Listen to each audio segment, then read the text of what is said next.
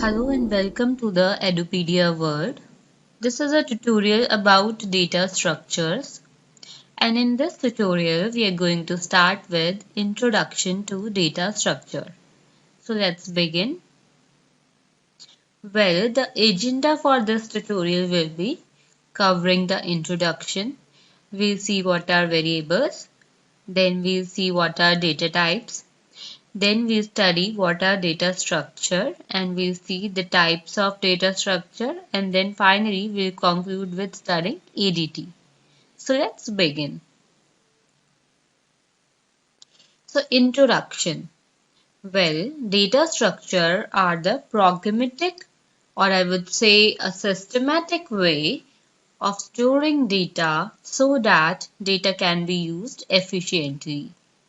Almost every enterprise application uses various types of data structure in one or the other way. So if I talk about in a general sense, just take an example of data where you have to store 100 of records. For a very simple example, let's say we just want to store a table of 7. Alright, but now the table of 7, we have to store it up to, let's say, 7 into 2000. So there will be like 2000 values that we want to store, and since all of them are related, since all of them are multiple of 7. Okay, so if I am going to store it in a simple data type, which is an integer, so you can see how cumbersome it will be for me, because I have to actually create 2000 integers. Or another way is like, to store it in a class, but then if I make a class, then I have to make 2000 objects of class. That is also I won't recommend. The space is one thing, but other thing is it's very difficult to handle if you are individually creating all those data members. So for that thing, we have data structure. So you see, it provides a very programmatic and a systematic way of storing data so that data can be used efficiently. Consider a data structure. For example, just consider a simple linked list. So in linked list, or even if you consider an array, so in that you see like the data is stored systematically one after the other. There's the index which is provided. You can traverse the whole array using that index. So data can be accessed efficiently, it can be stored efficiently. If you want to perform any other operation, it would be simpler to do that rather than storing in a different 2000 int data type. So that is the purpose of data structure. Well, if I talk about array is not that efficient of a data structure in storing those 2000 element, particularly in this case, because let's say if I want to delete one of our array which is on position number 798. Okay, so if I do that, so you see then one space gets empty. Then I have to push all the elements one step forward up to 2000 elements. So in that case, deletion does become a bit cumbersome. Similarly, addition also become very cumbersome in array, because suppose if I have to store additional element on one particular position, maybe in a midway in that array, then half of the array I have to move back just to create a space for that element. But don't worry, we do have various other really efficient data structure that can really help you to solve this problem, and we'll be seeing them shortly. So let's move forward. Okay, now let's study what are variables. Now just consider an example of a below equation where you see we are having x square plus 2y minus 2 is equals to 1. Okay, so this is a simple mathematical equation that I think all of you must have seen while studying maths or the algebraic equation in your school. Now we don't have to worry about the use of above equation, and we don't need to solve it.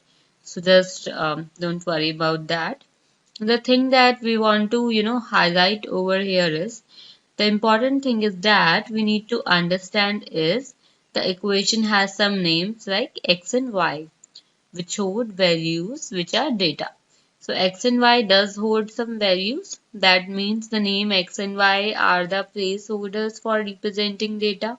So x and y can have multiple values, and for which this equation will be true, right? Similarly, in computer science, we need something for holding data, and variables are that facilitate doing that. Okay. So just to simplify, just consider a simple equation: x plus y equals to 10. So you see x plus y over here are variables according to a mathematical equation. They can hold any value. It can be 5 and 5 for both of them, or it can be x is 2 and y is 8, or it can be x is 5 or x is 6 and y is 4. Okay, so depending upon the equation, it can have various values. So you see that x and y are variables since these are just used to hold a value. They don't have a constant value. They take the value depending upon equation and depending on each other. So that's why they're called variables. And similarly, in computer science also, we have variables which are nothing, just the placeholders of some value. So if I want to store, let's say 5, how do I store 5? So I'll simply create a variable in computer science and assign it a value.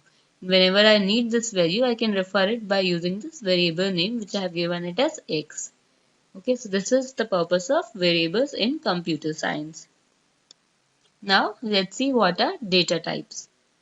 Well, a data type in a programming language is a set of data with values having predefined characteristics.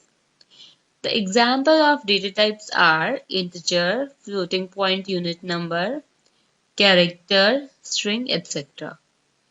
So you see, when we talk about data type, it's nothing. It's, the name itself says that it is data and type. So it's actually the type of data you are using. For example, if I'm having a variable x and that can store a value as 5, so the data type of x will be integer because it's storing a integer data. Data type is actually defined by the characteristics of that variable, the value that it can store. Now, for example, there are multiple data types like integer. For integer, in different language, we might have different data type name. Like in Java, the integer is holded by an int. So with C and C++. Floating point, we do have float. Then character, for character, we do have char for storing it in Java. And then for string, we do have string as a class itself, and in C++ we don't have such string class, so we just store it in a character array. So this is how the data type works. And obviously if we talk about like how variable is dependent, then definitely it's dependent because whenever you create a variable, it has to be of some particular type. You simply cannot create just a variable without giving it a data type. For example, if I talk about the language Java, you have to declare a variable which can store your value as 10.4. Now 10.4 is a floating value. To store it, we have to create a variable of the data type float. So I'll create float x and will store 10.4f to it so that it can be having a float value. Okay, so similarly, you can even create a character like char c, and the c is just a variable name, so you can give any variable name and just store any character, a single character and a single quotes. So this is how you can create a character variable. So char is a data type of that variable. Now, in computer memory is all filled with zeros and ones. If we have a problem and wanted to code it, it is very difficult to provide the solution in terms of zeros and ones. Definitely it's difficult because being a normal human being, it's not possible to remember everything in a form of zeros and ones. Although that thing is very simple for a computer to do because it cannot understand our language, the way we speak or the way we write. What it all understands is zeros and ones. So now to help the user, programming languages and compilers are providing the facility of data types so that you can actually specify that this is an integer, This is a float. So these two are different things and these can be specified using a data type. Now we do have various, or I would rather say, broadly categorized into two types of data types. So the first category is system defined data type, which is also called as a primitive data type. When we say primitive data type, so this is something that system has already given us. So we are not creating it ourselves, it's given by system. So for different languages, definitely we do have, different primitive type data types. But if I talk about a generic, like some of the common languages like Java, C, C++, and some other also, then there are some basic data types such as int is there, char is there, boolean, float, byte. So these are some of the common data types which are available in these kind of languages, where they can definitely differ from language to language, but just to generalize it, so these are some of the system defined data types. Then we have user defined data types. Well, if we talk about user defined data types, so these data types are something which user define it. How does user define it? Using various aspects such as in C and C++ we do have structures. So we can define a struct of our own type. It can have any of a data member. Fine. Similarly, in Java, we do have a concept of classes, where classes can contain any of the data as well as methods. Fine. So in that way, we are actually defining our own data type. So now if I have created a class employee, then employee actually becomes a data type for the object of employee. So the object that I'll be creating for employee will be of the type employee. Therefore, employee is a data type. Okay.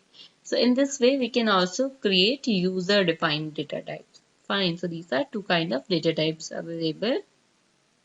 So let's read about system defined data type, which are primitive data types. So well, the data types which are defined by system are called primitive data types.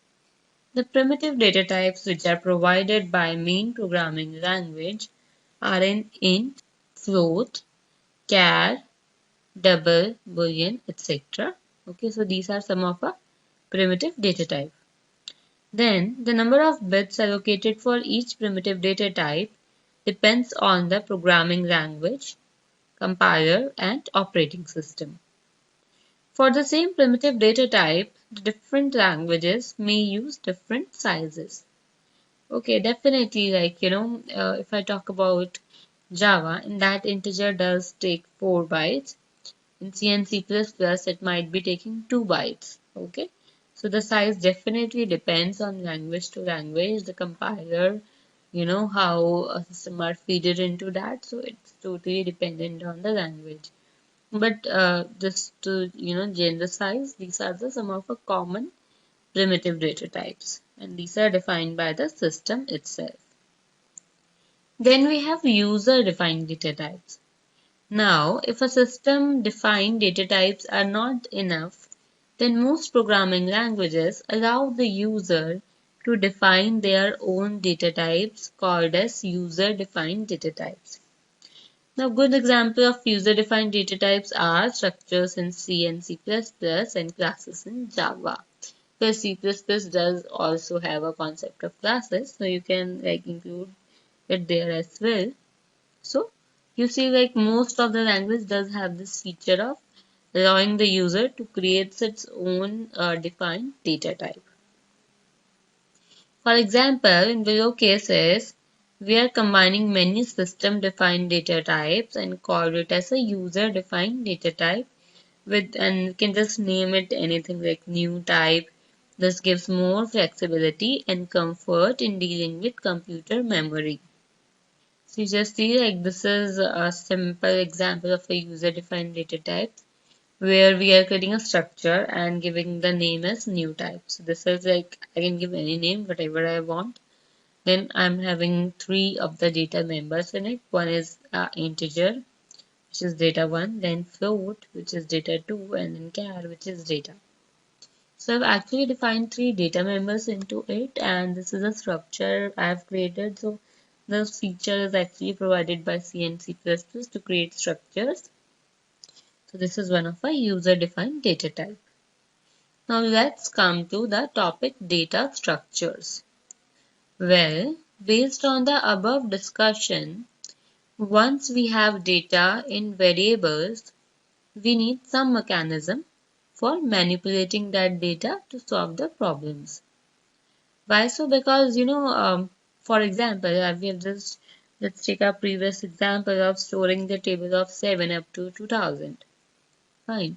Now let's say we have stored that table and let's say now we want to manipulate the data. We need to actually, from the table of 7, we need to actually find out all that are even the multiples of 5. For example, like 35 and 70. So we just need to find that. Now in order to solve that, we need to sometimes manipulate the data, iterate over the data, or if I just want to, delete all those that are multiple of 5, then definitely I need to manipulate the data as well. Okay, so in order to do that thing, we do have a concept of data structure. Now, data structure does provide those mechanisms. They kind of have some predefined methods which does allow you to, do that. Even if there's no predefined method, then you can easily write your own method to do that. It does provide, a simplified mechanism of doing that, an efficient way of doing that with less complexities, etc.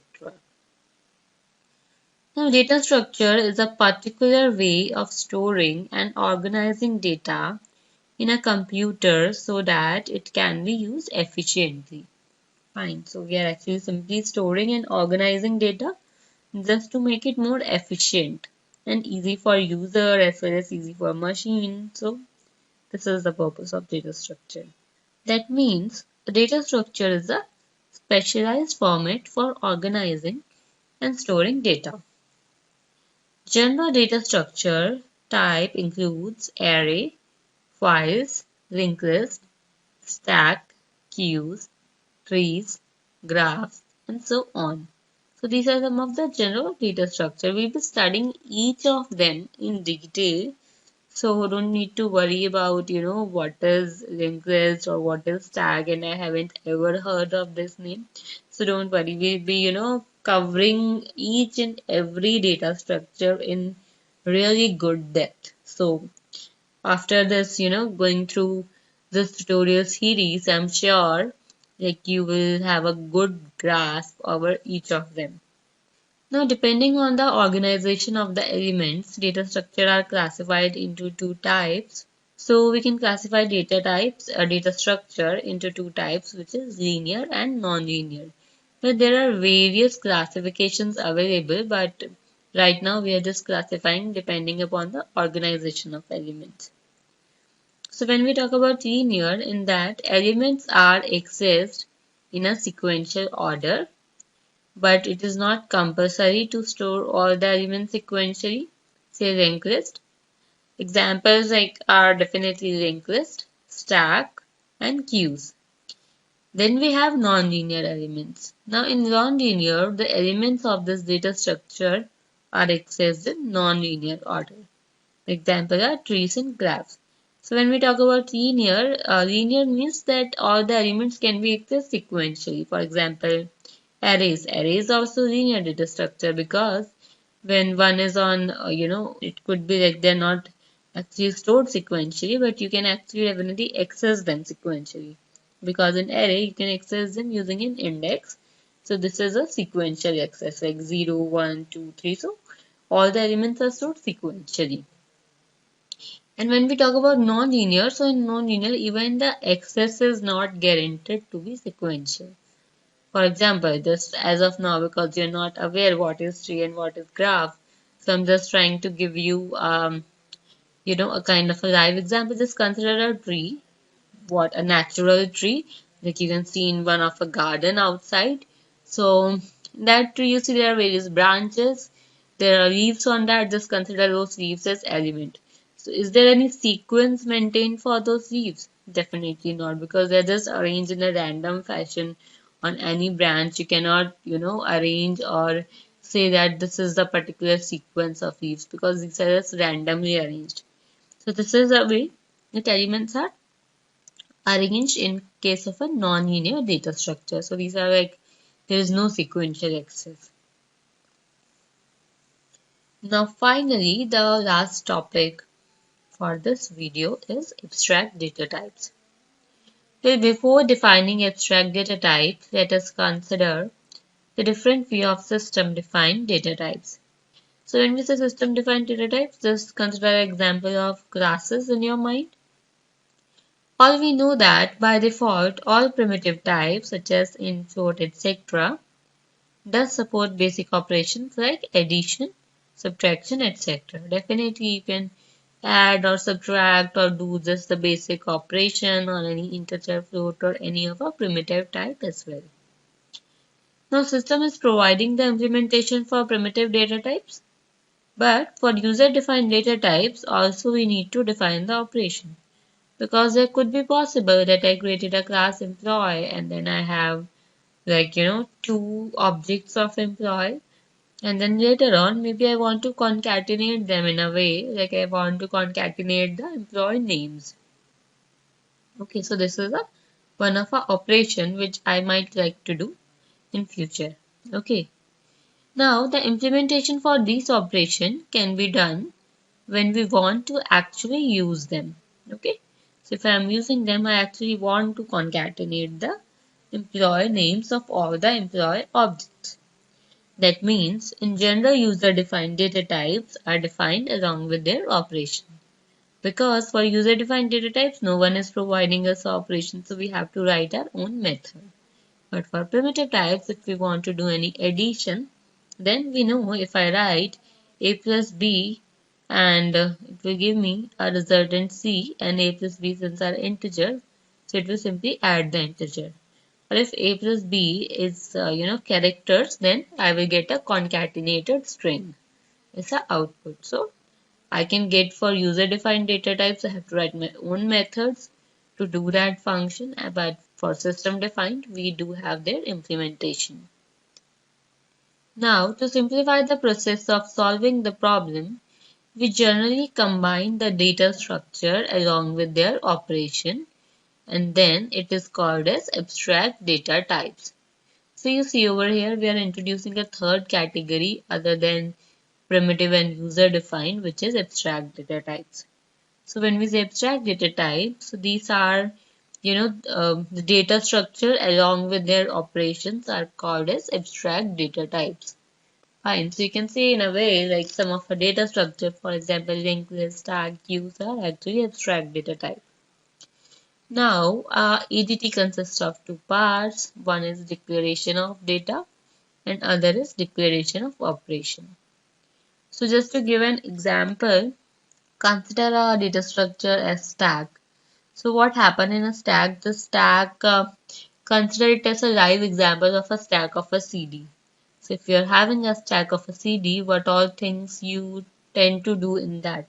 Well, you tend to insert a CD, you tend to remove a CD, or you might, try to find one particular CD from that whole stack, or you might just want to traverse it, just for fun, just for checking which all CDs you have. Okay. So these are some of the common operations that I would like to do. Now, just all the data and with the operation together they form ADT. So the data would be the stack of CDs. That is the data in our case, and operations will be the four things we have defined, which is to insert a CD, to remove a CD, to find one particular CD, and just to traverse all the CDs. Okay. So together when we say these operations and the CD stack is called ADT. So this is just an example. ADT actual examples are like many of the data types like linked list, simple list, then we have stack, obviously, queue, priority queue, tree, graphs. So these are some of the ADTs. Okay guys, so this was about the introduction to data structure. I hope so you have enjoyed it. Okay guys, so now let's meet in our next video. Thank you very much for watching this video.